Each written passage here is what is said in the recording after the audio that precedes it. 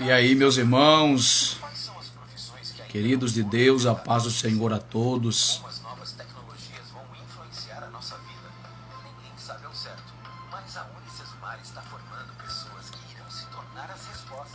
Sejam bem-vindos a mais uma live em nome do Senhor Jesus. Nós queremos, meus irmãos, dar as boas-vindas a todos vocês que já estão aí ligados. Já estou com um caderno de 20 matérias.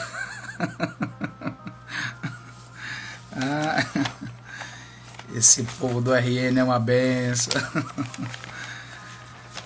Povo que amo da minha terrinha. Minha gente, Deus abençoe vocês. Boa noite, paz do Senhor a todos. Vai compartilhando aí a live, tá? Sejam bem-vindos, irmãos que estão já entrando aí, tá? E vamos juntos mergulhar na palavra de Deus.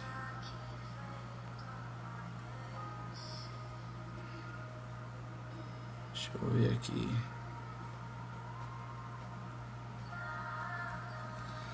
Maravilha. Deixa eu colocar aqui o tema da nossa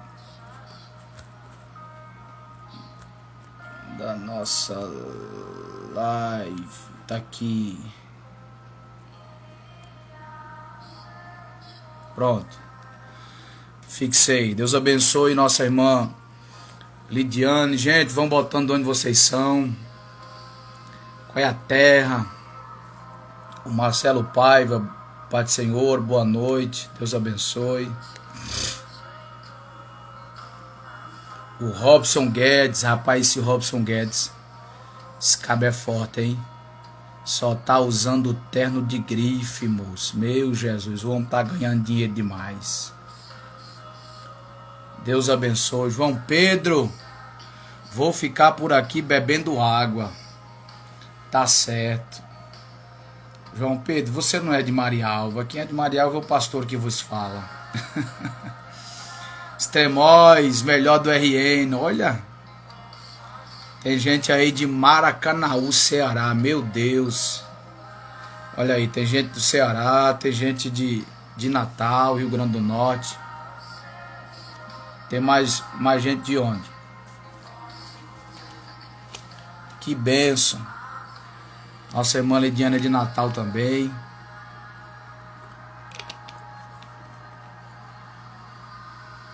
O que mais? Deixa eu parar aqui a música. Abençoada. Estamos esperando mais pessoas chegarem aí. Meus irmãos, como que vocês estão nessa situação tão difícil, né, meus queridos, de pandemia? Situação tão complicada, né? Muitas mortes, muitos desesperos, muitas famílias enlutadas, só Jesus. Pastor, faça uma live só cantando. Vou fazer. Eu estou ensaiando o hino. Eu te vejo em tudo, na formação das nuvens tem você. Olha aí. Vai sair, moço. Você vai ver. Ouço seu sussurro. Vai sair também, vai sair. Uma live cantando aí. Deus abençoe o Neto. Tem mais gente entrando aí. Amados, então, esperar o pessoal chegar aí. O Instagram tá avisando. Deus abençoe vocês poderosamente. Queridos, nós vamos hoje refletir num texto que eu considero um dos mais profundos da Bíblia Sagrada. Um dos textos mais seletos que eu já tive o prazer de ler, de estudar, de perscrutar, que é Jeremias capítulo 18. Eu tenho certeza absoluta que todos os que estão já conectados conosco aí, já tiveram o prazer, a alegria, a satisfação de ler esse texto, de ouvir alguma exposição bíblica com base, com referência, o derivado desse texto. Como eu disse para vocês, é um dos textos mais brilhantes, mais tratador, mais formador, mais trabalhador do nosso caráter, da nossa vida como pessoa, como servos, como crentes, pregadores, pastores, líderes, enfim. Então, é um texto que eu considero mais muito profundo mesmo. Eu já tive o prazer de pregar algumas vezes em alguns lugares, né, sobre Jeremias 18. E eu me lembro que eu tenho uma mensagem, ela está até no YouTube, sobre Jeremias 18, pregada em 2013. Olha aí, 2013, na congregação de Quintas. Eu não sei se o João Pedro estava lá. Na época, o pastor local era o pastor Queginaldo Barbosa. Nós pregamos numa conferência sobre Jeremias 18. E de lá para cá a gente pregou outras vezes, e quando Deus nos direciona a gente prega nesse texto. Mas, queridos, faz uns dias que Deus tem, falado fortemente ao meu coração em Jeremias 18, e eu quero compartilhar com vocês as informações profundas, poderosas e marcantes que estão escritas nesse texto. Na verdade, queridos, Jeremias 18, como eu já disse, não estou sendo redundante, mas é porque de fato é mesmo, é um dos textos mais transformadores na sua pedagogia, na sua expressividade e também no seu conteúdo.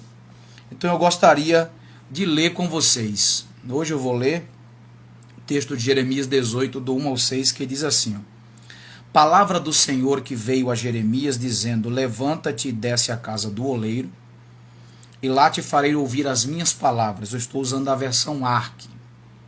E desci à casa do oleiro, e eis que ele estava fazendo a sua obra sobre as rodas. Como o vaso que ele fazia de barro se quebrou na mão do oleiro, tornou a fazer dele outro vaso, conforme o que pareceu bem aos seus olhos fazer. Então veio a mim a palavra do Senhor, dizendo: Não poderei eu fazer de vós como fez este oleiro, ó casa de Israel? Uma pergunta que Deus fez a Jeremias. Diz o Senhor: Eis que como barro na mão do oleiro, assim sois vós na minha mão, ó casa de Israel. Irmã Jandira, Deus abençoe. Paz do Senhor Jesus. Queridos, dizendo para vocês, vamos lá. Jeremias 18 é um dos textos que nos desloca para uma vivência, uma profundidade com Deus. Na verdade, esse texto tem a capacidade de minar o nosso terreno para que cada passo que dermos depois da leitura ou da perscrutação ou das lições desse texto, a gente caia sempre na mão do oleiro. Ou seja, esse é um texto que é capaz de mudar a minha mentalidade, a sua mentalidade, o nosso coração, a nossa alma, o nosso espírito, no viés da confrontação, da trabalhação, da ação, do trabalhar de Deus e da ação de Deus. Então, vamos lá.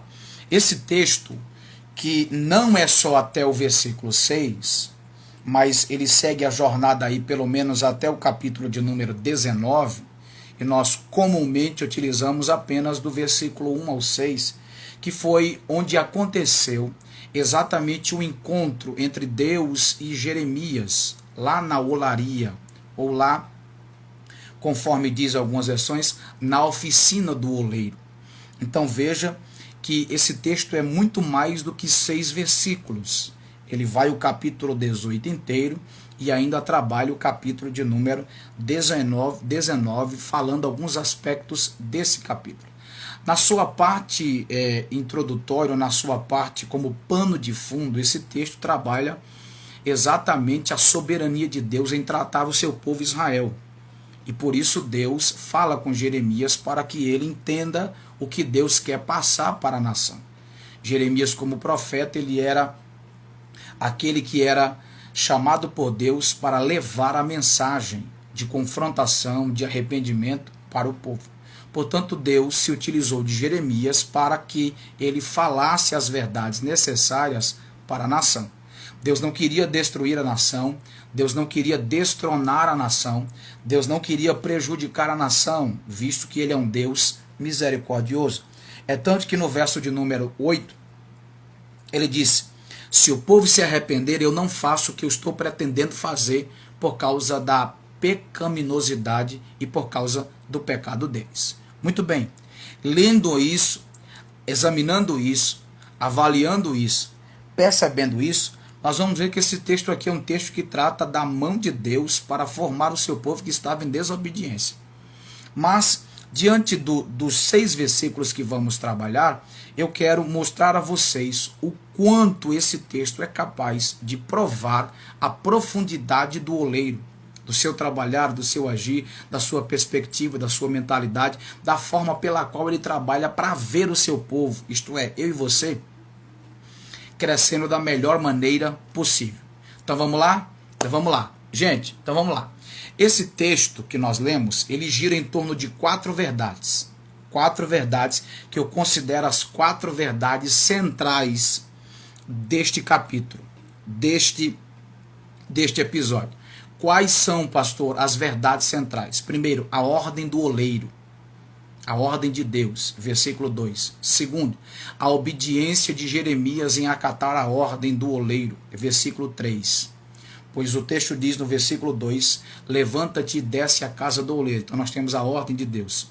O versículo 3 diz que ele desceu à casa do oleiro. Então nós temos a obediência de Jeremias. Terceiro, nós temos o ambiente onde aconteceu o encontro de ambos. Quem? O que deu a ordem e o que desceu? Deus e Jeremias. E quarto, nós temos a mensagem que Deus deu a Jeremias, dos versículos 4 ao 6, para que ele transmitisse ao povo de Israel. Então, recapitulando, esse texto se divide em 4 partes centrais: a ordem de Deus, a obediência de Jeremias, o ambiente pelo qual eles se encontraram lá na olaria, lá na casa do oleiro, e quarto, a mensagem que Deus deu a Jeremias quando ele desceu à casa do oleiro para que ele pudesse pregar, mostrar, revelar, advertir, chamar o povo de Deus através daquilo que Deus havia lhe dado. Amém? Então vamos lá. Gente, preste atenção. Olha como é que começa esse texto. E eu acho formidável, brilhante, fantástico, melhor do que o da Rede Globo 1 milhão de vezes. Olha como é que o texto começa. A palavra do Senhor que veio a Jeremias dizendo. Preste atenção porque a Bíblia é extraordinária. A palavra do Senhor que veio a Jeremias dizendo. Nós temos 5 lições nessa expressão aqui do versículo 1. 5. Primeiro nós temos a palavra. Segundo, nós temos a origem da palavra, a palavra do Senhor. Terceiro, nós temos a movimentação da palavra, palavra do Senhor que veio. Quarto, nós temos o alvo da palavra, veio a Jeremias. E quinto, nós temos a mensagem de Deus através da palavra. Vou repetir, palavra do Senhor que veio a Jeremias dizendo. Então nós temos palavra, a origem da palavra não é do homem, é de Deus. Nós temos a movimentação da palavra, veio, o alvo da palavra Jeremias, ou seja, a palavra veio do alto dos céus de Deus para Jeremias. Quinto, dizendo, ou seja, nós temos aí a mensagem de Deus através da palavra. O que me chama a atenção aqui é exatamente a expressão veio. Preste atenção. A expressão aqui veio no texto, ela indica, meus irmãos, movimento, deslocamento, algo que se movimenta. E o que se movimenta? A palavra. Veja só que a mesma coisa aconteceu em Ezequiel 37 primeiro. Vocês estão lembrados desse texto? Ezequiel 37, lá no Vale dos Ossos Secos, o texto diz, veio sobre mim a mão do Senhor. Assim como a mão veio em Ezequiel 37:1, aqui em Jeremias 18:1 diz que a palavra veio. Então, escute, veio, a palavra é deslocamento, é movimentação. Então perceba que a palavra tem uma origem, é Deus, e a palavra veio de Deus, veio do céu, veio de cima, veio do alto, veio da graça, veio da fonte, para atingir o profeta. Então antes dela atingir o profeta, antes dela atingir o profeta, ela teve um deslocamento, ela teve um movimento. Aí eu pergunto, pastor, a palavra se movimenta, a palavra se desloca? É óbvio que sim. Mas por que a palavra se movimenta ou se desloca? Porque ela tem vida, ela é vida. O que é morto não tem movimento, mas o que é vida tem movimento. João capítulo 6, versículo 63, Jesus disse, as palavras que eu vos tenho dito são espírito e vida. São espírito e vida. Isso, uma palavra em movimento que movimenta o profeta. Perfeito, Erinaldo. Isso mesmo. Então veja, veio a palavra do Senhor. Veio a palavra do Senhor a quem? A Jeremias. Então, o irmão aqui já pegou. Movimento que movimenta. Movimento que movimenta. Mas qual é o movimento que gerou o movimento? É o movimento da palavra. Por quê? Porque a palavra tem vida. Porque a palavra é vida. Hebreus 4,12 diz que ela é viva, ou seja, porque ela produz vida. Então veja, a primeira lição que a gente aprende é exatamente da movimentação da palavra para atingir o coração do profeta. Lembra de Lucas 3,2? O texto diz que no tempo de Anás e Caifás, sumos sacerdotes em Israel, veio no deserto a palavra do Senhor a João. Veja que a palavra foi o encontro de João lá no Novo Testamento, em Lucas 3:2. Isso, mais uma vez, prova cabalmente, fidedignamente, que a Bíblia ela é capaz de se movimentar. Movimentar onde? Em mim. Então veja, a Bíblia é um movimento vivo. A Bíblia é um movimento em deslocamento que produz um movimento. Qual é o movimento que a Bíblia produz? Veja, levanta-te e desce. Por quê? Porque se ela me movimenta, logo ela vai gerar um movimento em mim. Logo ela vai gerar um movimento na vida daquele que lê, daquele que recebe, daquele que mastiga. Então vamos lá, nós temos o movimento, palavra, verso 1, que gera movimento no homem, verso 2. Ou seja, o que tem movimento gera movimento. O que tem movimento gera movimento. Então o movimento do versículo 1, palavra, move a vida do profeta no versículo 2. E aqui nós aprendemos dessa forma introdutória que a Bíblia é capaz de mexer, de tirar da inércia qualquer tipo de pessoa. Se a Bíblia não mexe com você, outra coisa não pode mexer. Infelizmente eu vou ter que falar algumas verdades aqui, que tem muita gente sendo mexida por especialistas, por coaches, por gente que está tocando muito na alma das pessoas, mas sem o poder transformador da mudança, que é a Bíblia. Nós não fomos chamados para tocar no ego das pessoas. Nós fomos chamados para alimentar e edificar as pessoas por meio da palavra. A palavra é tão poderosa no seu movimento perscrutador que em Lucas capítulo de número 24, versículo de número 27, o texto diz, e começando por Moisés, Jesus pregando um dos seus maiores sermões para duas pessoas no caminho de Emaús, e começando por Moisés e por todos os profetas, explicava-lhes o que deles se achava nas Escrituras. Ao passo que Jesus, ele explicava o que acontecia sobre ele nas Escrituras, o versículo de número 32 é forte. O texto diz que porventura não ardia o nosso coração quando ele falava no caminho a sua palavra. A palavra em movimento gera um fogo interno na vida da pessoa. Então, inicialmente, a gente aprende que o movimento da palavra gera mobilidade ou gera vida naquele que está ouvindo ou recebendo. Então vamos lá. Primeira lição que a gente aprende sobre o oleiro é sobre a ordem do oleiro. É sobre a ordem do oleiro. Qual foi a ordem do oleiro, pastor? Versículo 2. Levanta-te e desce à casa do oleiro, e lá te farei ouvir as minhas palavras. Dobre atenção. Levanta-te e desce à casa do oleiro, e lá te farei ouvir as minhas palavras. Veja que a ordem de Deus a Jeremias transcorreu Em 3 níveis, a ordem de Deus a Jeremias transcorreu, aconteceu, desenvolveu em 3 níveis. Dentro da ordem divina veio embrulhado 3 verdades que eu considero importantíssimas nesse texto. Quando Deus ordenou a Jeremias, esta ordem veio embrulhada com 3 verdades extraordinárias. Quais, pastor? Mobilidade, sensibilidade e visibilidade. Vou repetir: mobilidade, sensibilidade e visibilidade. Pastor, prova. Primeiro, mobilidade. Quando Deus dar a ordem a Jeremias, a primeira ordem é para que ele se mova, se mexa, ele saia da sua inércia. Levanta-te e desce. Eu acho engraçado que Deus fala com Jeremias na forma antônima. Todo mundo sabe o que é o antônimo, né? É aquilo que é contrário. Por quê, pastor? Porque levanta e desce. Desce e levanta. Aqui é um antônimo. Deus fala com o profeta na linguagem antônima. Levanta-te e desce.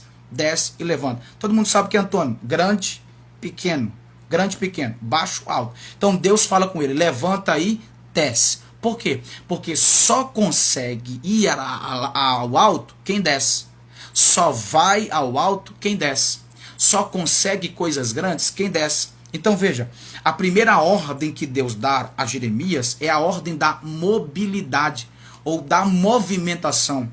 Saia de onde você está. Saia da paralisação. Saia da inércia. Eu não trabalho na vida daquele que vive ou está parado.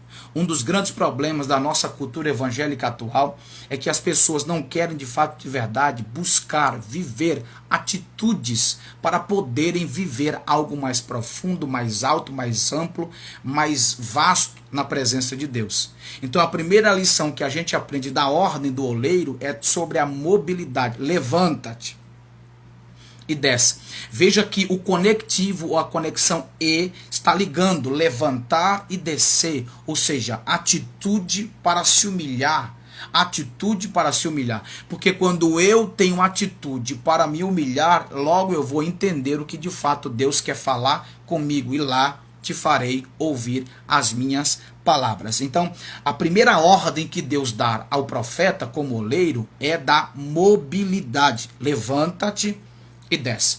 Levantar na Bíblia sugere a ideia de atitude, de postura, de compromisso, de disponibilidade. Então, quando Deus disse a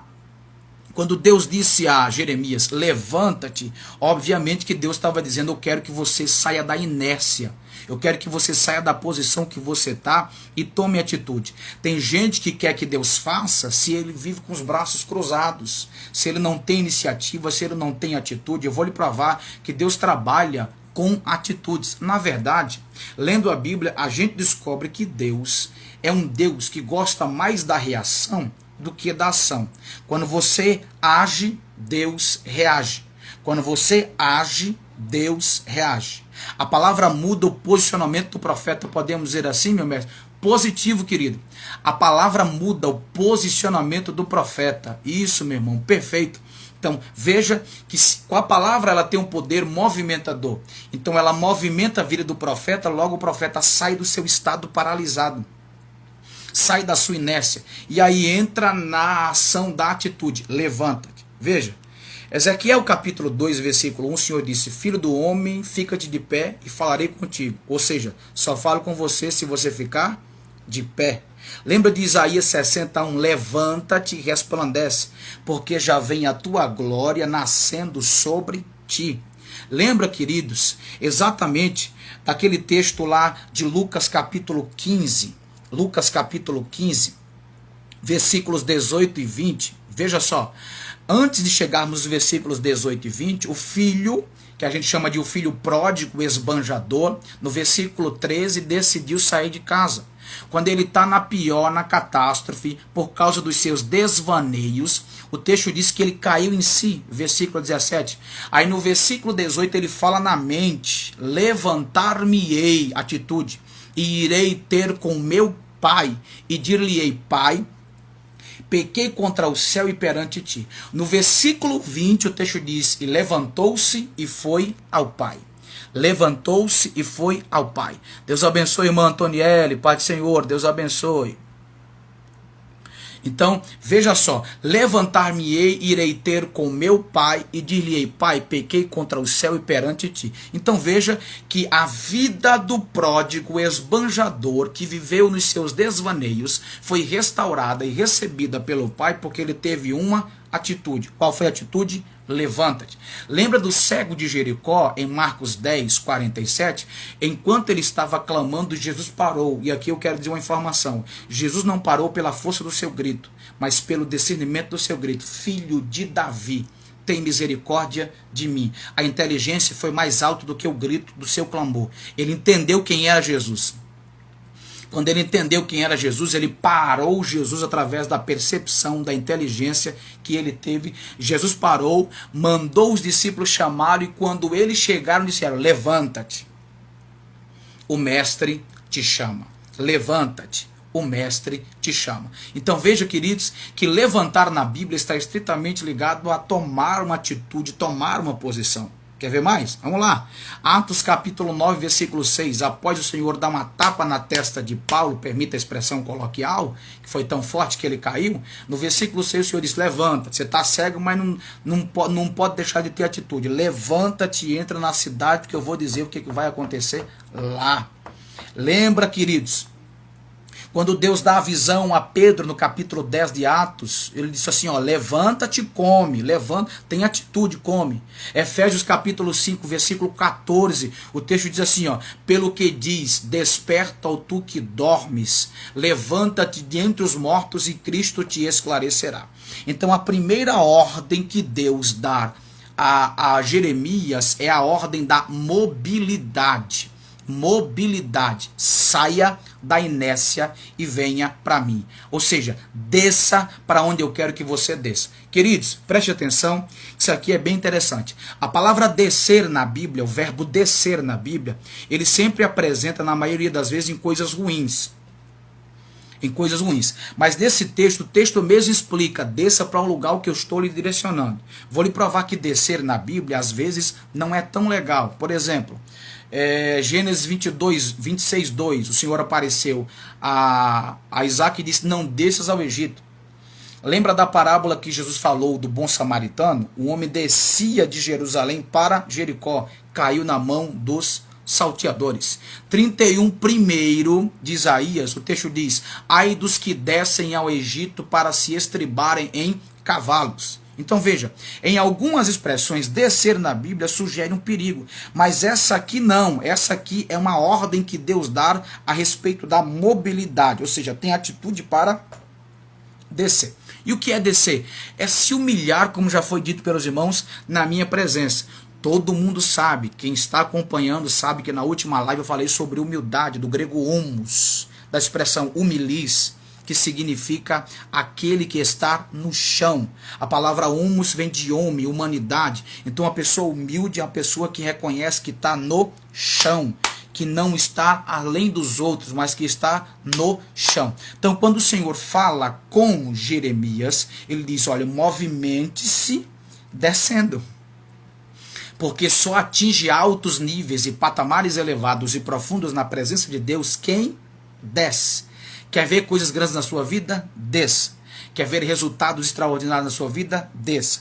Quer ter uma comunhão brilhante, eficaz, perspicaz com Cristo? Desça.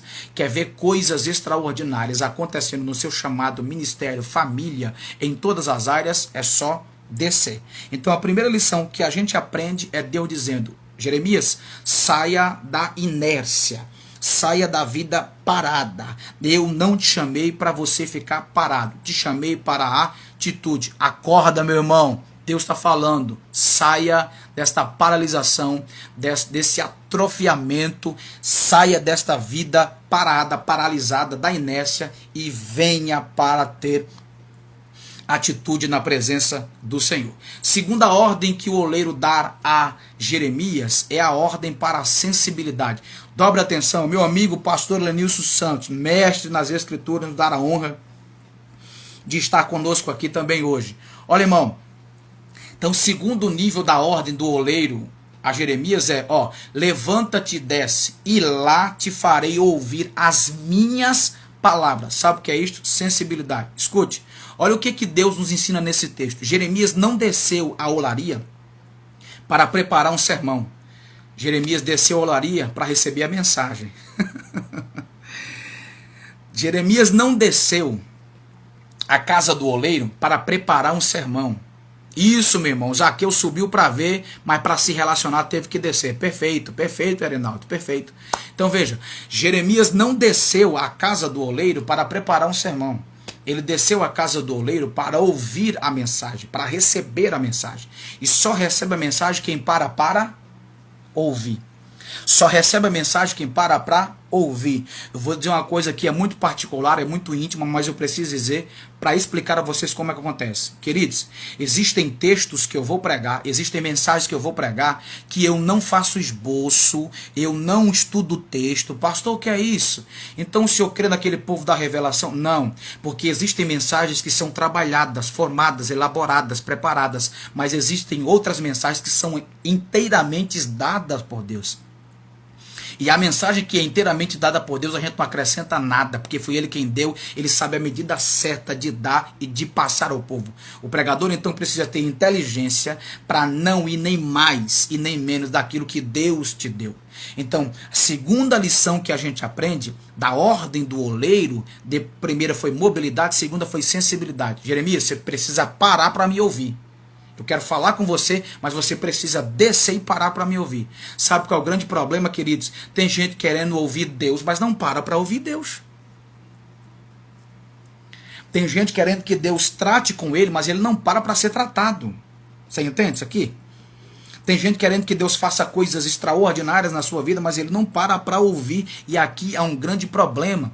Se a gente fizer uma análise ainda que rápida, superficial, só assim, passando por cima, em Neemias 8, você vai perceber que o avivamento começou, sabe por quê? Pelos ouvidos. Como assim, pastor? Neemias capítulo 8, versículo 2, o povo parou para ouvir. No versículo 3, o povo dava atenção no que ouvia. No versículo 9, o povo chorava ouvindo o que se falava. Sabe o que é isso? Isso é a via da conectividade, ou seja, a sensibilidade. Então Deus não fez Jeremias descer para preparar o esboço, a mensagem, o sermão. Deus fez Jeremias descer para receber a mensagem. Quer receber coisas grandes de Deus? Pare para ouvir. Tiago capítulo 1, versículo 19, o texto diz: todo homem seja pronto, grave isso, anote isso. Todo homem seja pronto para ouvir e tardio para falar. Preste bem atenção. As palavras pronto e tardio no grego são fascinantes. A palavra pronto vem da expressão taxis, da forma portuguesada táxi. A palavra tardio no grego significa alguém que tem um problema de tardo, entendeu? Pessoas que têm dificuldade de falar. Então veja, olha o que o irmão de Jesus, na sua categoria profunda, nos ensina. Seja rápido para ouvir, mas cuidado, dê uma de abestalhado na hora de falar. Sabe o que é isso? Preste atenção. Você precisa ser muito mais rápido na hora de ouvir do que de falar. Já diz alguém que muito fala, muito erra. Mas quem muito ouve, pouco erra. Pouco erra. Então, esta é a segunda lição, a lição da sensibilidade. Você tem parado para ouvir Deus? As várias formas de Jesus falar nos evangelhos foi: quem tem ouvido, ouça o que o Espírito diz às igrejas. Nas igrejas da Ásia Menor, de Apocalipse, em todas elas, ele diz: quem tem ouvido, ouça. Quem tem ouvido, ouça. Então, está na hora da igreja parar para ouvir. Está na hora da igreja parar e ouvir. Isso, meu irmão. Atos 2, eles primeiro ouviram um som. Isso aqui eu acho formidável, Erinaldo. E cumprindo-se o dia de Pentecostes, estavam todos reunidos no mesmo lugar. O texto diz: e de repente veio do céu um som como de um vento. A beleza aqui, a beleza desse texto é exatamente essa expressão som, no grego, exos, barulho estridente. Ou seja, o avivamento que vem do céu, veio do céu, é capaz de nos despertar da nossa inércia. Acorda, som, desperta. Quem para ouvir é despertado pelo aquilo que está ouvindo. Por isso, Paulo disse em 1 Coríntios capítulo 15, versículo 18, que existem vários tipos de vozes no mundo. Qual voz você tem ouvido? Qual a voz tem atingido os teus tímpanos espirituais?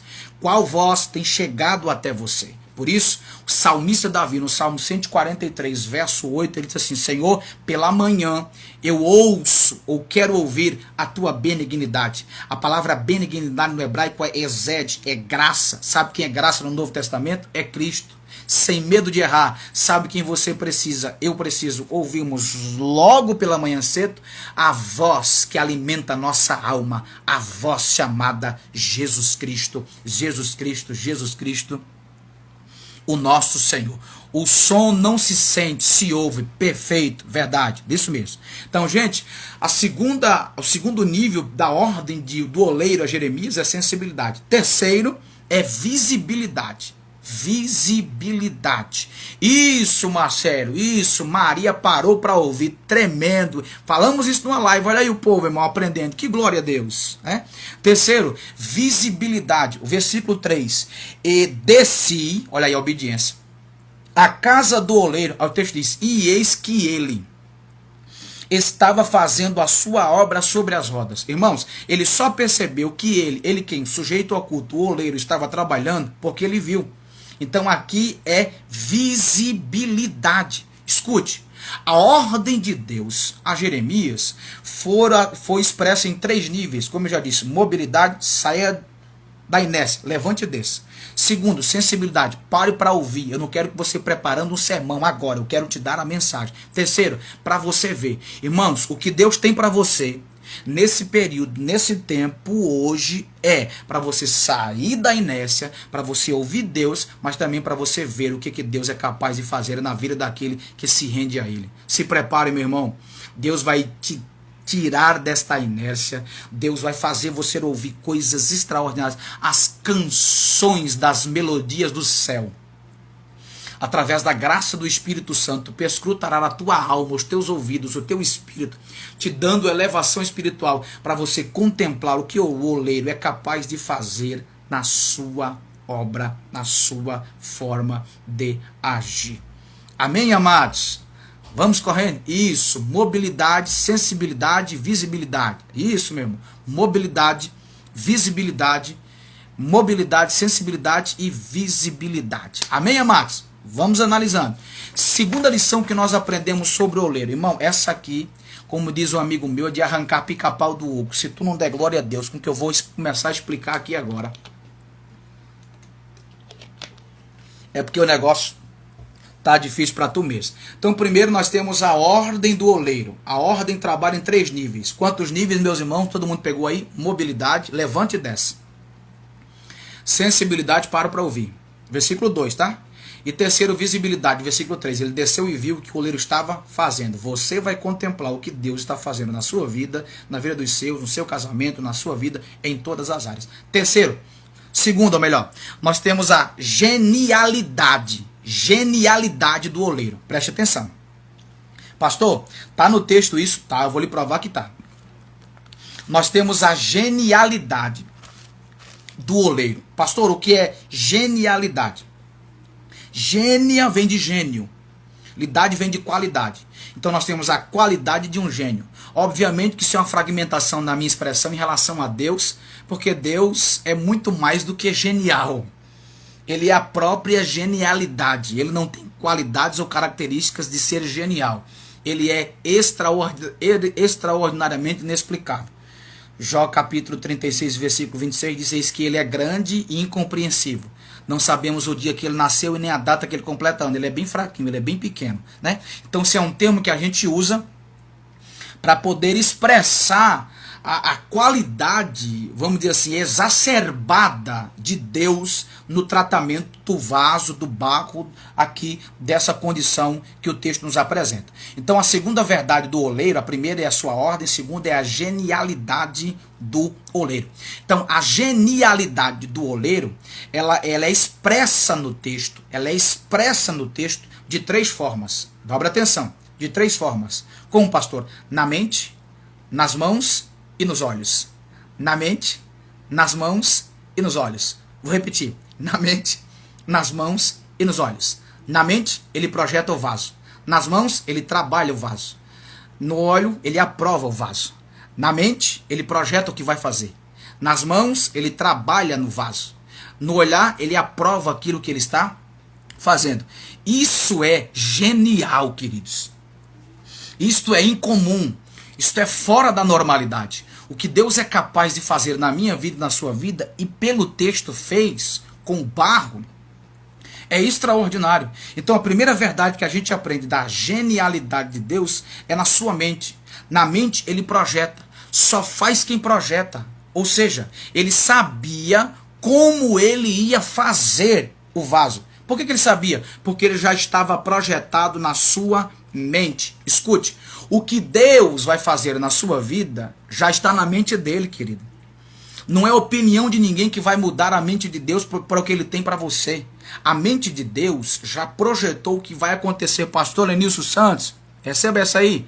A mente de Deus já projetou o que ele vai fazer na sua vida. Geimerson Lima, a mente de Deus já projetou o que ele vai fazer na sua vida. Pastor, prova. Vou lhe provar agora. Ó, Salmo 92, verso 5 diz que os pensamentos de Deus são profundos. Isaías 55, 9 diz que os pensamentos de Deus são mais altos do que os nossos pensamentos. 1 Samuel capítulo 1, versículo 19, diz que o Senhor se lembrou de Ana. Dobra atenção, se lembrou de Ana. Pastor, Deus esquece? Se lembrar no Aurélio é puxar a memória. Se lembrar no hebraico é diferente. A expressão ali, se lembrar, é carregar na mente. Ou seja, Deus nunca tirou Ana da mente. Deus nunca tirou Ana da mente. Você não sai da mente de Deus. Então, como oleiro genial, ele pensa em você. Ele sabe o que tem para você. Ele está pensando sobre você. Pastor, que loucura, Deus pensa em mim? Pensa. Pastor, provo. Jeremias 29, 11. Eu é que sei os pensamentos que tenho a respeito de vós, diz o Senhor, pensamentos de paz e não de mal, para vos dar o fim que desejais ou esperais. Olha que coisa grande. Ele pensa em você, ele pensa coisa boa sobre você e ele pensa com propósito na sua vida. A maneira pela qual ele pensa, e pensa coisa boa, e pensa com propósito, é exatamente o que ele vai fazer na sua vida em nome do poder dele. Em nome do poder dele. Então veja, queridos, que nós temos aí de fato, de verdade, o pensamento do oleiro. Ele só faz aquilo que pensa. Meu irmão, ninguém vai tirar, oh aleluias, ninguém vai tirar da mente de Deus, do pensamento de Deus, da grandeza de Deus, o que ele pensa sobre você. Aleluias. Ninguém vai mudar a opinião de Deus em relação a você. Você que está sendo criticado, está numa fase difícil, está nas agruras da dificuldade, nos problemas da interioridade, nas amarguras da vida, sabe, às vezes fica desconectado. Às vezes alguém pode ter dito a você, você de fato, de verdade, é um acidente. Deus está dizendo, você não é um acidente, porque eu pensei na sua projeção antes que as pessoas dissessem que você era um acidente. Eu penso sobre você. Eu sei que pensamentos tenho a respeito de vós. Aleluia. Diz o Senhor. Bendito seja Deus. Glorifique a Deus, meu irmão. Exalte a Deus. Eu sinto a presença de Deus. Aleluias. Oh, glória a Deus. Então o primeiro aspecto da genialidade de Deus é que na sua mente ele projeta o vaso. Então ele já projetou o que vai fazer na sua vida. Ele já projetou o que vai fazer na sua história. Ele já projetou na mente dele o que vai fazer na sua vida. Segundo nível da genialidade do oleiro está nas suas mãos. Está nas suas mãos. Dobre atenção. Está nas suas mãos. Veja, na mente ele projeta, nas mãos ele trabalha. Na mente ele projeta, ele pensa, ele sabe o que vai fazer. Nas mãos ele trabalha. E falando de mão, o texto usa a expressão mão no texto 3 vezes. Vou lhe provar. 3 vezes. 2 vezes no versículo 6. O texto fala mão do oleiro e minha mão. Versículo 4, o vaso de barro quebrou na mão. Então, 3 vezes. Então, 3 vezes a palavra mão. Na quarta vez, a gente chama de expressão implícita. Versículo de número 3, ó. E desci à casa do oleiro, e eis que ele estava fazendo a sua obra sobre as rodas. Nas rodas não se mexe com os pés. Nas rodas se mexe com as mãos. Então, implicitamente. O que é implicitamente? É aquilo que não está claro. É aquilo que não está expressado por palavra, mas está expressado por ações. Então, nós temos 3 vezes a expressão mão, explicitamente, e temos uma vez a expressão mão escrito implicitamente. Então, no pacote nós temos 4 provas da mão de Deus trabalhando. Então veja, o segundo nível da genialidade do oleiro é as suas mãos para trabalhar. O trabalho do oleiro nesse texto e na minha vida, na sua vida, é tão extraordinário e não simplório que o texto vai usar expressões para o trabalhar com o verbo fazer. Por exemplo, versículo 2, farei você ouvir. Versículo de número 3, quando ele desceu à casa do oleiro, ele viu que o oleiro estava fazendo. Versículo 4, fazia. Versículo 4 ainda, fazer. E versículo 6, fazer. Pois temos 6 expressões que denotam, que fidelizam o trabalhar de Deus através das suas mãos. Ou seja, Deus é o oleiro genial que, além de pensar o que vai fazer na sua vida, ele também usa as mãos para fazer. Ele trabalha. E as mãos de Deus na Bíblia é extraordinária. A mão fala de poder, direção, sustentação e proteção. Fala de poder, direção, sustentação e proteção. Então veja, quando o oleiro está trabalhando no vaso, no barro, né? Ele trabalha de 3 maneiras. Eu estou no segundo ponto, de 3 maneiras. Como? Primeiro, a habilidade das suas mãos. Qual é a habilidade das mãos? Para manusear o barro. Irmão, só o oleiro sabe como manusear o barro de forma correta. 64:8 de Isaías diz que nós somos o barro na mão do oleiro. Ele tem habilidade. Ninguém tem habilidade como ele de mexer na tua vida. Ninguém tem habilidade como ele de mexer na tua vida. Segundo, o controle das mãos do oleiro. Por quê? Porque ele não deixa o barro sair das suas mãos. Ele não perde o barro enquanto ele está trabalhando. Sabe o que é isso? É controle. Deus está no controle da sua vida. Deus está no controle da sua história. Deus está no controle de toda a sua vida em nome de Jesus. Deus está no controle da sua casa. Deus está no controle do Brasil. Deus é o oleiro que não perdeu o controle. As autoridades estão batendo a testa. Os políticos não sabem mais o que fazer. Mas Deus não perdeu o controle. Isaías capítulo 40, versículo 22. É ele que está assentado sobre o globo da terra, cujos moradores são para ele como gafanhoto. É ele quem estende os céus e os enrola e faz como tendas para nele habitar. Então veja, quando Deus trabalha, ele revela habilidade. Quando Deus trabalha, ele revela controle, ele está no controle de tudo. Terceiro, quando ele trabalha com as mãos, ele mostra formação. O que é formação, pastor? É o que caracteriza cada vaso. Enquanto o oleiro tem a habilidade de mexer no barro. Segundo, enquanto o oleiro tem um controle de não deixar o barro escapar das suas mãos. Terceiro, ele está formando o vaso. Ele está dando características ao vaso. Se existe uma coisa que eu acho brilhante é nessa questão, porque o oleiro é capaz de colocar as suas próprias intenções, pensamentos no vaso. Por quê? Porque ele projetou aquilo que ele está fazendo. Assim como o oleiro pensa, trabalha e forma o barro, assim é o nosso Deus. Pensou sobre o que ia fazer na sua vida, está trabalhando na sua vida de forma habilidosa, de forma de controle absoluto e de formação. Escute, Cristo está impregnando em mim e você as características dele. Por isso o apóstolo Paulo diz que as características de Cristo que devem estar em mim e você é chamada de o fruto. do Espírito. À medida que ele forma o vaso, ele está dando características. Ele está dando características. Ninguém entende como será, mas ele sabe o que está fazendo. Perfeito, perfeito, Alisson. Perfeito. Nós não entendemos, mas ele sabe.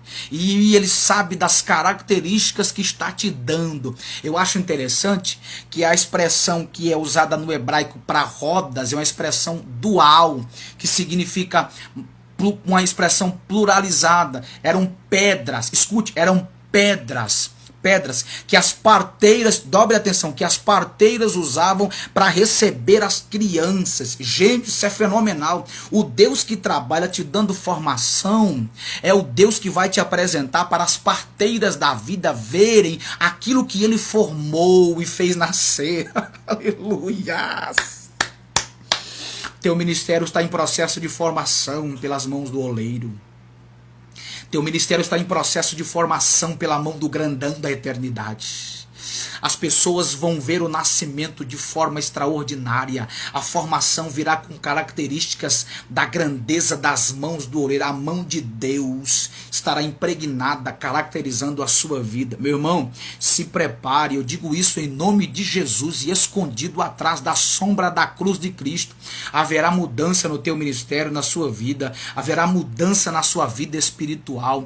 Haverá coisas grandes para Deus fazer na sua vida. Eu creio. O ciclo que nós estamos vivendo não inibirá a atuação de Deus na sua vida para fazer coisas extraordinárias. Não inibirá. Então permita que o oleiro ele forme a sua vida. Permita que o oleiro dê características que são peculiares da sua mente na sua vida. Aleluia. Perfeito, Tiago Rodrigues. O vaso não tem domínio próprio no processo da formação. Isso, exatamente. A gente falou sobre isso, o controle, né? Que ele exerce o controle de maneira poderosamente, extraordinariamente. Então veja, queridos, nós temos aqui a formação do oleiro, ele formando, dando característica, dando expressões. Irmão, Deus vai te dar base, estrutura, característica. Eu não estou falando de performance humana, que é mais do que nós temos hoje. Deus não está procurando, meus irmãos, bibelôs de púlpitos. Deus não está procurando gente das performances não, Deus está procurando gente que quer ser formada por Ele, que quer ser ministrada, ensinada, treinada, esticada, estruturada por Ele. E só quem é capaz de fazer isso é Deus, é o oleiro genuíno e poderoso. Terceiro nível da genialidade do oleiro é o seu olho. Veja, na mente ele projeta o que vai fazer, nas mãos ele trabalha aquilo que ele projetou, mas no olho ele aprova aquilo que ele está fazendo. Veja, como o vaso que fazia de barro, versículo 4, se quebrou na mão do oleiro, tornou a fazer dele outro vaso. Olha a grandeza do texto, conforme o que lhe pareceu bem aos seus olhos fazer. Veja, Deus não faz o que o homem quer, Deus faz o que o seu olho quer. Você não fica pronto aos olhos dos homens, você fica pronto aos olhos de Deus, do oleiro. Então entenda essa verdade. É Deus quem olha para você e diz se está bom ou não. Às vezes nos achamos prontos, às vezes queremos a opinião de alguém para saber, você está pronto? Mas quem diz se você está pronto não são os homens. Quem diz que você está pronto é Deus. É Deus. É Deus quem diz. Então veja, você fica no ponto que Ele quer. Você fica no ponto que Ele estabeleceu. Você fica no ponto que Deus quer. Lembra, meus irmãos, de 1 Samuel capítulo 16, versículo 7? O texto disse que o Senhor falou a Samuel, eu não vejo como vê o homem. Porque o homem é fadado a ver aquilo que está nas suas vistas. Deus enxerga lá no íntimo, lá dentro do espírito, lá dentro da alma. Então veja, Deus, por que o olhar dele é importante para a nossa vida? Porque ele sabe que às vezes por fora as aparências enganam, mas por dentro nós ainda estamos precisando ser tratados, cuidados, avaliados, como disse o Tiago Rodrigues, né, sendo comandados sem não falar nada. Como disse o Gemerson Lima, o vaso não discute aquilo que o oleiro está fazendo. Então isso é a formação. Gente, vou repetir de novo, a genialidade do oleiro é tão grande que ele pensa, projeta o que vai fazer. As mãos, ele trabalha e terceiro, ele fica olhando, sabe, para colocar todos os detalhes no lugar. Aleluia. O oleiro não usa forma, faz cada um conforme a sua vontade. Perfeito, meu irmão Galdino, é dessa forma. Ele não se espelha em outros. Ele faz aquilo que a sua vontade aprova, o seu querer. Isso é a Bíblia que se encaixa.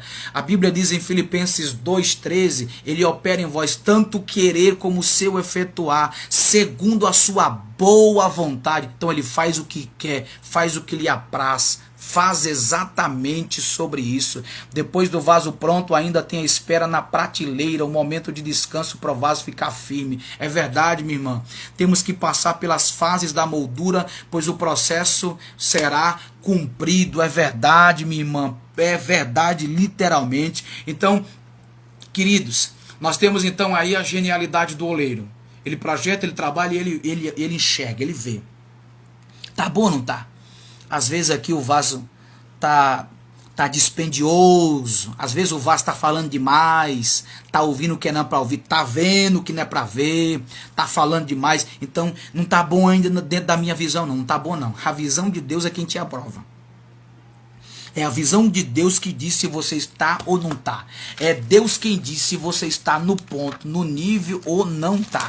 Olha o que diz Jó 34, 21. Eu achei esse versículo aqui extraordinário. Ó, porque os olhos de Deus estão sobre os caminhos de cada um. E ele vê todos os seus passos. Então Deus te enxerga como ninguém. Segundo Crônica 16:9 diz que os olhos do Senhor passam por toda a terra. Isaías 66:2 diz que Deus olha para quem treme diante da sua palavra, para quem chora e para quem é humilde. Quando Jesus passou por Mateus, em Mateus 9:9, o texto diz que ele olhou e chamou. Marcos 10:21, ele olhou para o mancebo rico e o amou. João 1:42, ele olhou para Pedro e disse: eu sei quem é você. Então veja, é ele quem aprova pelo seu olhar, pela sua perscrutação, pela sua forma de enxergar o vaso. Amém, amados? Então nós falamos sobre a ordem do oleiro. A ordem do oleiro transmite mobilidade, sensibilidade e visibilidade. Nós falamos, segundo, sobre a genialidade do oleiro. Genialidade na mente, nas mãos e no olhar. Na mente ele projeta, nas mãos ele trabalha e no olhar ele aprova. Terceiro, para encerrar, nós temos a misericórdia do oleiro.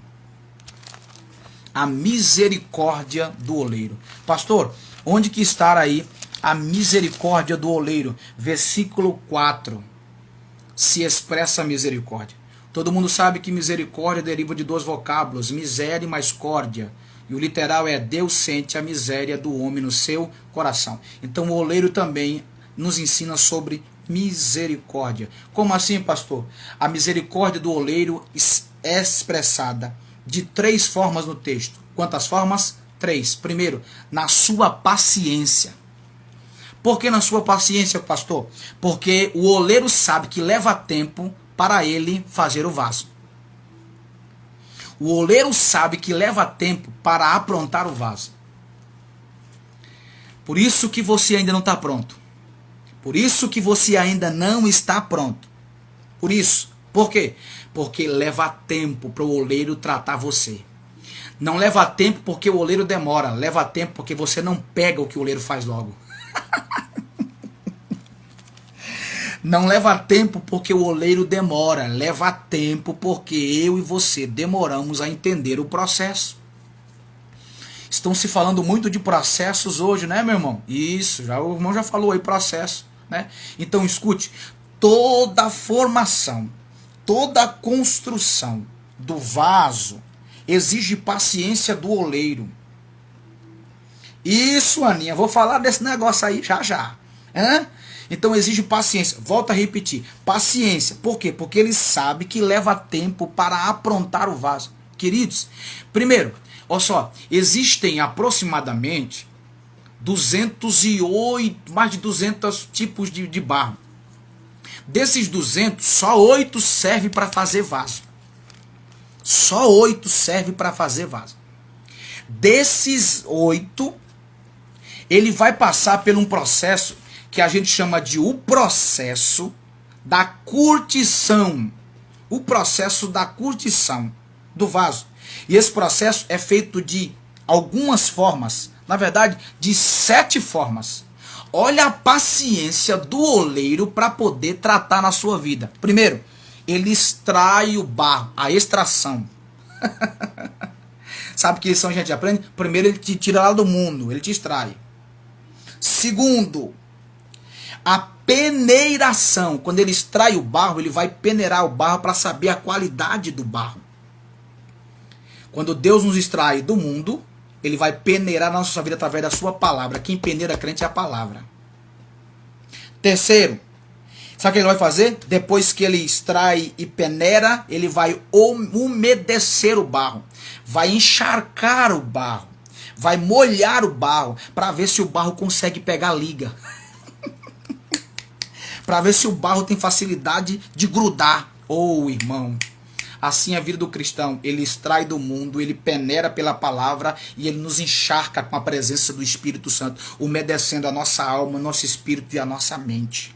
Quarto, depois que ele extrai, peneira, umedece, ele agora vai levar o vaso para a curtição. Essa curtição do vaso é que ele vai deixar o vaso um tempinho, para saber se o nível da ligadura é forte, fraco ou mediano. Forte, fraco ou mediano. Então ele vai deixar assim um pouquinho, sabe, de canto, para ficar sendo curtido, sabe? Porque tem gente que é imediatista. Ele quer oportunidade logo, ele quer que as coisas aconteçam logo. Acaba com isso. Você está no processo. Deus deixou um pouquinho assim de canto para você entender que o processo é grande, mas será maravilhoso na sua vida. Então nós temos a extração do barro, a peneiração, o umedecimento. Quarto, a curtição. Quinto, aí ele entra no modelamento. Quando ele vai te tirar da curtição, aí ele vai te modelar. Ele vai te modelar. Aí ele vai dar forma a você. E aqui eu acho interessante que a modelação do vaso é tremendo, querido. É tremendo. Porque ele usa os pés e as duas mãos. Os pés, que não dá para vocês verem aqui, os pés, ele vai movimentando, e as mãos, por dentro e por fora do vaso, por dentro e por fora, por dentro e por fora. Veja, ele mexe nos pés, com a mão por dentro e com a outra por fora. Com a mão por dentro e com a outra por fora. É tremendo isso, irmão. Sabe as lições que a gente aprende do modelamento? Primeiro, ele mexe os pés. Pés fala de raiz. Ou seja, à medida que ele mexe para o vaso girar, isso fala de raízes. Deus está formando, modelando a tua vida a partir da tua base, raiz. Da raiz. Segundo, ele mexe a mão por dentro, sabe o que é? Que é para tirar todo tipo de pedregulho que fica no vaso. Isso é ação interna, Deus vai te mexer por dentro, tirando tudo aquilo que pode prejudicar o vaso. E por fora, ele modela o vaso para que a aparência do vaso fique perfeita. Então Deus trabalha na tua estrutura raiz, Deus trabalha na tua internalidade, mas Deus trabalha também na tua visibilidade. Para quem olhe e vejam que as raízes e a internalidade está cheia por fora das mãos, das marcas do oleiro de Deus na sua vida. Aleluia! Deus está te modelando. Deus está te modelando. Depois do modelamento, tem o cabide para ganhar resistência. Irmãos, então depois que ele modela o vaso, como eu falei para vocês, nos pés e nas mãos, aí ele coloca o vaso num cabide. Sabe, isolado dos outros, para ganhar resistência. Quando o oleiro coloca o vaso no cabide, é para saber se o cabide vai ganhar resistência suficiente. Suficiente.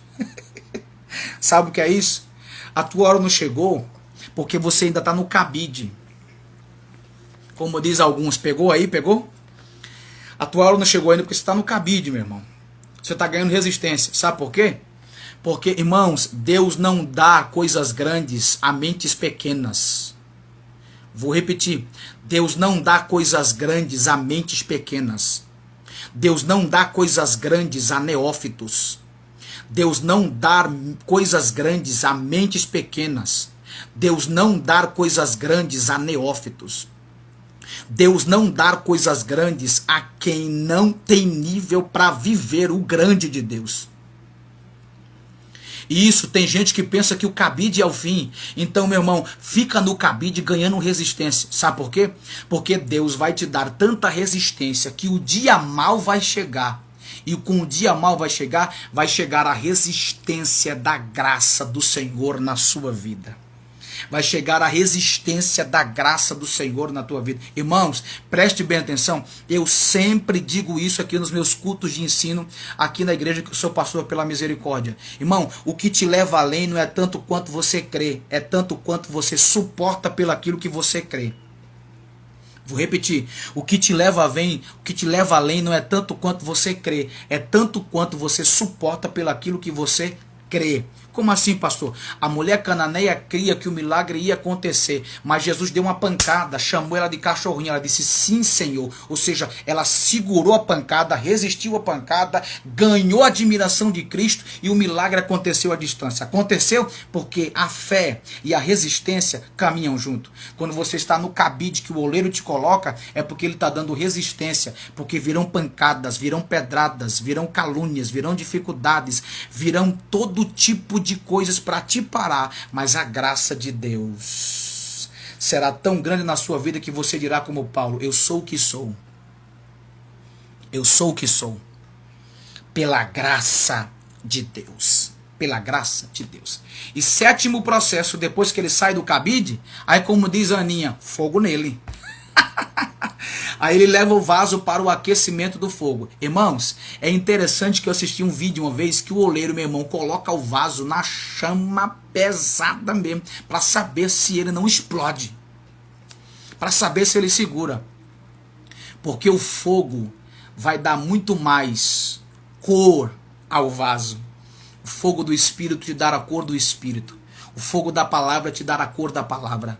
O fogo de Deus te dará a cor de Deus. O fogo do Espírito te faz viver um evangelho vivo, um evangelho fervoroso, um evangelho de impacto, um evangelho de poder. Não é fogo micro-ondas, não, é fogo do forno. Oh, isso daí foi forte, viu? É fogo do fogo, meu irmão. É fogo do forno de Jesus. É fogo do forno, fogo do eterno. Meu irmão, a igreja precisa de fogo. Um crente precisa de fogo. Nós precisamos de fogo, de fogo, de fogo. Eu não estou falando de fogo de espetáculo, de fogo de meninice. Eu estou falando do fogo da palavra. Isaías foi queimado com fogo. Nas mãos de Ezequiel foram colocado fogo. No coração dos discípulos a palavra queimou como fogo. Nos ossos de Jeremias, Jeremias capítulo 20, versículo 9, queimou o fogo. Queimou o fogo. Salmo 39, verso 2, diz: enquanto eu meditava, acendeu-se um fogo. Chamaram Elias de o homem do fogo. O Senhor se revelou a Abraão no meio do fogo. Deus se revelou a Moisés no meio da sarça que pegava fogo. Jesus tem os olhos como chama de fogo. A igreja precisa de fogo. No dia de Pentecoste, Lucas não soube descrever, ele disse: apareceram línguas repartidas como que de fogo. A igreja precisa do fogo de Deus, do fogo de Deus, do fogo de Deus. Aleluias. Aleluias. Do fogo de Deus. Aleluias. Oh, glória. Ai, Jesus amado. Como diz aqui no Paraná, upe. Oh, glória a Deus. Receba fogo, meu irmão. Receba fogo. Por isso que o oleiro tem paciência. Por quê? Porque ele sabe que o processo é longo. Mas você viverá o propósito. Amém? Segundo, a misericórdia do oleiro foi... que é Bíblia. Tome Bíblia, meu amigo pastor Lenil Santos. Eu sou seu fã. Segundo, A misericórdia do oleiro, ela é expressada pela persistência do oleiro. Pastor, está no texto, está assim. Irmão, Deus vai falar com muita gente agora muito mais. Eu acho isso incrível, fenomenal, fantástico, melhor do que o da Rede Globo 1 milhão de vezes. A persistência do oleiro. Pastor, está no texto? Tá. Olha o versículo 4. Como o vaso que ele fazia de barro se quebrou. E aqui eu vou dizer uma coisa, tá? Tem muita gente que diz assim, ó, pastor, eu já vi muita gente pregar dizendo assim, é o vaso quem se quebra, não é Deus quem quebra. Quando ele quer quebrar, ele quebra, viu, irmão? Quando ele quer quebrar, ele quebra, viu? Quando ele quer quebrar. Quanto mais o vaso suporta fogo, maior a qualidade. Meu irmão Galdino, perfeito. Perfeito. Quanto mais o vaso suporta o fogo, maior é a sua qualidade. Perfeito, querido. Que visão maravilhosa. Então deixa eu voltar aqui, ó. Irmão, o vaso se quebrou na mão do oleiro. Foi o vaso que se quebrou. Aí tem gente que diz, não, Deus não quebra. Quebra sim, meu irmão. Pastor, Deus quebra sim. 19:11 de Jeremias, na continuidade desse texto, eu vou provar que Deus, quando ele quer quebrar, ele quebra. Ele é soberano, irmão. Ele quebra quem ele quiser quebrar. E diz-lhes, assim diz o Senhor dos Exércitos, deste modo quebrarei eu este povo e esta cidade, como se quebra um vaso do oleiro, que não pode mais se refazer, e os enterrarão em Tofete, porque não haverá outro lugar para os enterrar. Então o vaso se quebra, mas também quando ele quer quebrar, ele quebra. Vou dizer de novo, o vaso se quebra, mas quando ele quer quebrar, ele também quebra. É? Então vamos lá, eu falei isso aqui só para te provar que o vaso se quebra, mas também Deus quebra. Né? A Bíblia diz em Eclesiastes que o que Deus faz torto, quem o endireitará? Então, o que Deus entorta, ninguém desentorta. Agora também o que ele entorta, ninguém desentorta. Mas o que ele desentorta, ninguém entorta. Lembra de Jacó? Entrou reto. Saiu como? Torto. Saiu mancando. Entendeu? Então essa aqui é o trabalhar de Deus. Então veja, a persistência do oleiro exercendo a sua misericórdia. Como o vaso que ele fazia de barro se quebrou na mão do oleiro, tornou a fazer dele o quê? Do vaso que quebrou na mão. Outro vaso, conforme lhe pareceu bem os seus olhos fazer. Então veja, aqui nós temos a persistência do oleiro. Por quê, pastor? Porque ele sabe que o vaso pode se quebrar. E mesmo o vaso se quebrando, ele não desiste do vaso quando quebra. Entendeu aí? Deus não desiste quando você peca. Deus não desiste de você quando você vacila. Deus não desiste de você quando você se desfigura. Deus não desiste de você quando você se desestrutura. Deus não desiste de você quando você escorrega, quando você cai, quando você peca. Pastor, e qualquer tipo de pecado, sim, que não seja blasfêmia contra o Espírito Santo e nem apostasia, mas qualquer tipo de deslize. Isso eu não estou dizendo isso abrindo uma brecha para você pular na prática constante do pecado. Eu estou dizendo que o pecado, ele nos tira da rota, mas a misericórdia de Deus e a persistência do oleiro te quer de volta. Isso, você errou, mas é dele. Aleluia. Oh, glória. Você errou, mas é dele. Sabe o que eu aprendo aqui, queridos? Que ninguém nessa vida vai viver sem errar. Eu já errei muito. Já pisei muito em falso, já escorreguei.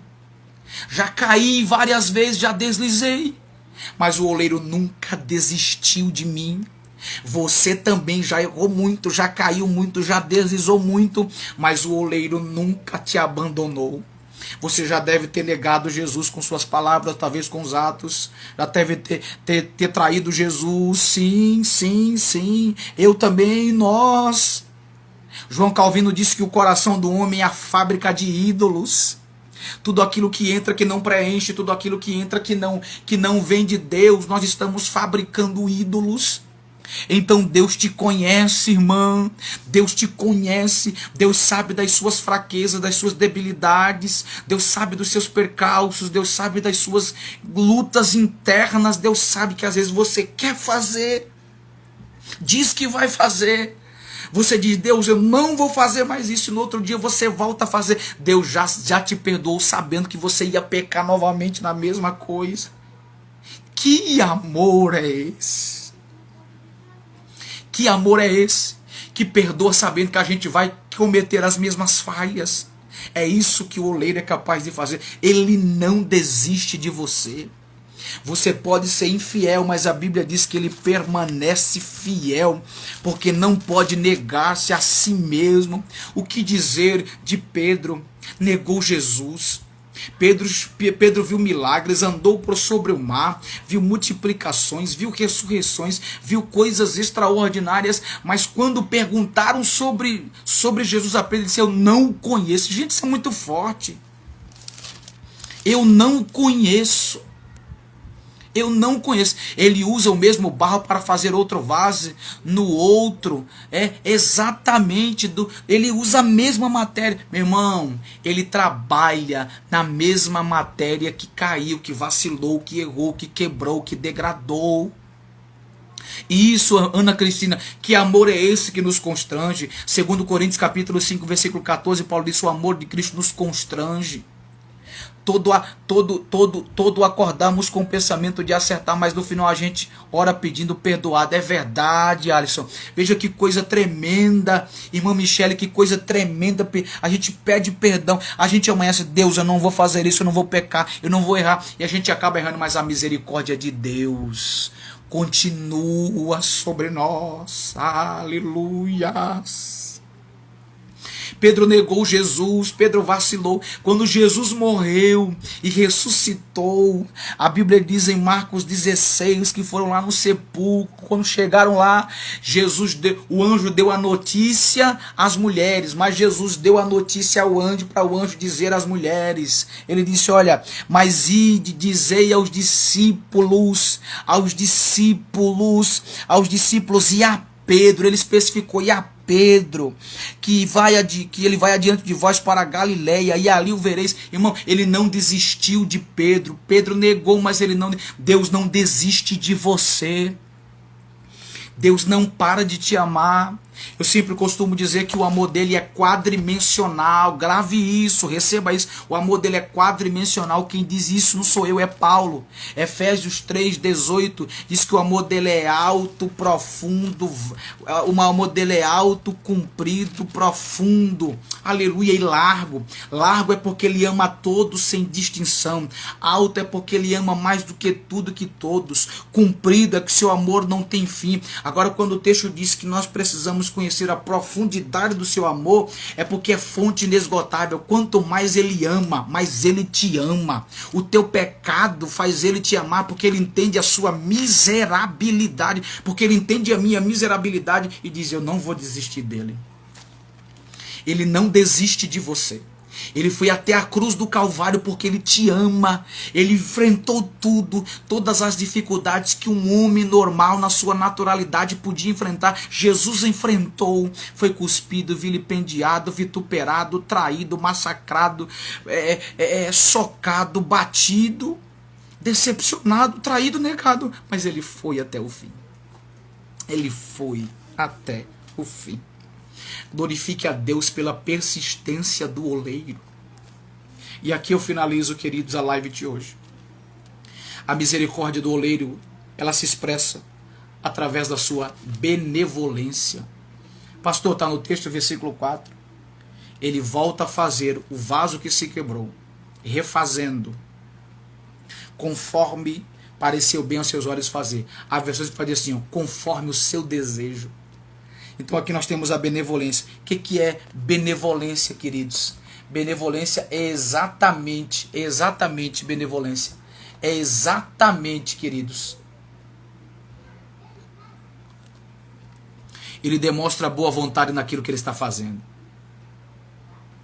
Nós não merecemos, mas ele tem vontade de fazer. Eu não mereço. Eu sou um pecador. Sou um pecador. A minha natureza é pecaminosa, é suja. Paulo disse em Romanos 7:23, o que eu quero fazer eu não faço, mas o que eu não quero eu faço. Paulo disse, há uma luta constante que guerreia contra a lei da minha mente, que me torna prisioneiro da lei do pecado. Só o amor de Cristo, Por isso Paulo, quando vai fazer a sua doxologia final, no capítulo 8 de Romanos, os versículos 32 ao 39, ele diz: quem nos separará, escute, quem nos separará do amor de Deus que está em Cristo Jesus? Não é você se separar dele, porque eu e você, quando pecamos, nos separamos. É ele quem não se separa de mim, de você. Sabe o que Paulo está dizendo? Nada nos fará separar do amor de Deus, olha, do amor de Deus que está em Cristo Jesus. Ou seja, o amor de Deus foi expressado por Cristo Jesus e nos abraçou. Por isso João 13:1 diz que ele nos amou até o fim. Nos amou até o fim. 1 João capítulo 4, versículo 19, nós o amamos porque ele nos amou primeiro. Gente, que a mão de Deus esteja na sua vida. Vou deixar salvo sim, Lisa, vou deixar salvo. E eu quero que você compartilhe esta palavra com no mínimo 10 pessoas. Pessoas nesse período de pandemia precisam ouvir isso. Tem gente se matando, tem gente morrendo, tem gente tirando a sua própria vida, tem gente sem esperança, tem gente desesperada, tem gente amargurada, e a palavra pode mudar isso. O oleiro, ele dá ordem, ele trabalha, mas ele exerce misericórdia. Ele exerce misericórdia. Assim como Deus disse que podia fazer na casa de Israel, como o vaso na sua mão, assim ele vai fazer na sua vida. Se prepare, terminei o texto. Se prepare. Você está na mão do oleiro e coisas grandes, magníficas, poderosas, extraordinárias vão acontecer na sua vida, em nome de Jesus. Amém, amados? Que Deus em Cristo nos guarde, nos ajude, nos faça viver as verdades que foram ensinadas nesta aula. Que a mão de Deus nos dê dimensão para vivermos coisas profundas e extraordinárias. Que a bênção do Senhor faça coisas marcantes nas nossas vidas e que Ele seja o nosso oleiro e nos dê aula diariamente sobre nós. Aleluias! Glória a Deus, irmã Shirley. Eu vou deixar a live salva. Compartilhe, meu irmão, com mais pessoas. Gente, chegou a hora daquela foto lá top, tá? Tira aquela foto lá, o print aí, tá? Tira um print aí, marca a gente lá no history, sabe? Marca a gente, fala do que Deus tocou no seu coração, do que Deus tem feito. Eu vou deixar a live salva, compartilha, comenta lá, tá? Eu quero alcançar o maior número de pessoas. Não estou atrás de seguidores para ser famoso. Eu quero mais vidas para poder abençoar com o poder da palavra de Deus. Amém? Cristo é a minha fama, esta é a verdade. Cristo é a minha fama, Cristo é a minha fama diária que eu busco ser famoso nele. Como diz Paulo 3,9 de Filipenses, que eu seja achado nele, que ele seja visto em mim. Esta é a grande verdade. Joca, Deus abençoe. O poço é fundo e a caneca é pequena. Glória a Deus, é verdade, irmão. Nós somos pequenos demais. A Bíblia é gigantesca para aquilo que de fato, de verdade, ela revela. O Senhor só revela, só nos ilumina fagulhas, né? Isso a minha, você e a qualquer pessoa. Amém, amados? Beijo no coração de todos. Não esquece de printar e me marcar lá no history, tá? Quem não segue, se você sentir vontade de pedir para as pessoas me seguirem, volto a repetir, com o objetivo de abençoar vidas, vai lá.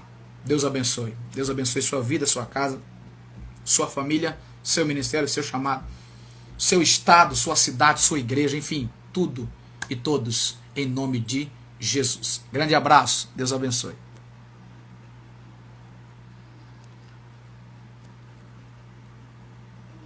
Glória a Deus, amém. Deus abençoe. Obrigado pelas palavras, irmã, Deus abençoe.